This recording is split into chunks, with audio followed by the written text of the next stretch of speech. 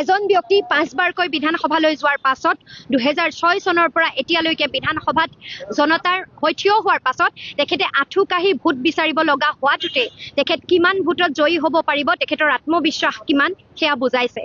এজন ব্যক্তিয়ে যেতিয়া জনপ্ৰতিনিধি হৈ ৰাইজৰ কণ্ঠ হৈ বিধানসভাৰ মজিয়াত থিয় হয়, তেখেতৰ প্ৰথম দায়িত্ব হ'ল ৰাইজৰ হৈ মাত মতা, প্ৰতিনিধি হিচাপে ৰাইজৰ প্ৰতিটো সমস্যাক বিধানসভাৰ মজিয়াত প্ৰতিনিধিত্ব কৰা, আৰু এই ক্ষেত্ৰত তেখেতৰ মুখত কেৱল মাথো নীৰৱতা।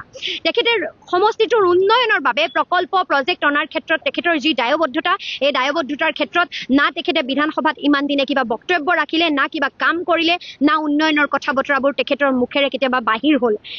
সমষ্টিটোৰ ৰাইজৰ সুখে দুখে তেখেত লগত থাকিব পাৰিব লাগিছিল, কিন্তু ৰাইজে আজিলৈকে পানী টুপি বিশুদ্ধ খাবলৈ পোৱা নাই। চিকিৎসাৰ অভাৱ, শিক্ষাৰ অভাৱ, সীমা সমস্যাত জৰ্জৰিত হাতী মানুহৰ সংঘাত, আজি মাটিপট্টাহীন শ্ৰমিকৰ জীৱনৰ আজি অৰ্থ অৱস্থা নাই।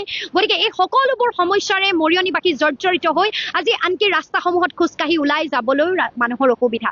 গতিকে এই সকলোবোৰ ক্ষেত্ৰত তেখেতে নিজেই জানে যে তেখেত এইবাৰ জয়ী হ'ব নে বিজয়ী হ'ব। মই স্পষ্টকৈ কওঁ, মই ৰাইজৰ বাবে বিধানসভাৰ মজিয়াত প্ৰতিটো দিন মাত মাতিম, মৰিয়নিবাসীৰ প্ৰতিটো সমস্যা মই প্ৰতিনিধিত্ব কৰি বিধানসভাৰ ভিতৰত কণ্ঠ হৈ মৰিয়নিবাসীৰ কণ্ঠ হৈ থাকিম, আৰু সমান্তৰালভাৱে মৰিয়নিবাসীৰ উন্নয়নৰ বাবে, প্ৰগতিৰ বাবে যি আইনৰ আলোচনা, যি প্ৰকল্পৰ আলোচনা, তাক লৈ মই কৰিম, তাক লৈ বিচাৰ বিশ্লেষণ কৰিম, আৰু মৰিয়নিবাসীৰ সুখে দুখে 24 ঘণ্টাই মৰিয়নিবাসীৰ লগত মই থাকিম।